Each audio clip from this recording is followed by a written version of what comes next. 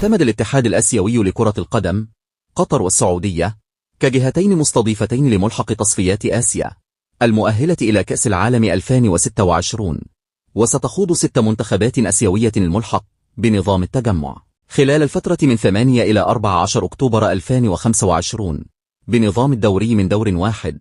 وستشارك في الملحق الآسيوي منتخبات إندونيسيا، العراق، عمان، قطر، السعودية والإمارات.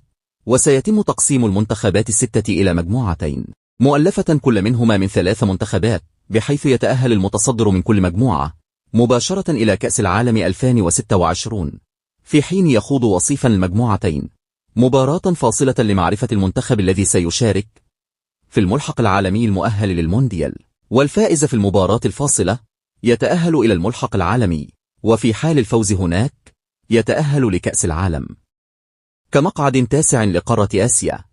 وحدد الاتحاد الآسيوي لكرة القدم يوم 17 يوليو 2025 موعدا لسحب قرعة المرحلة الرابعة من التصفيات الآسيوية المؤهلة لكأس العالم 2026.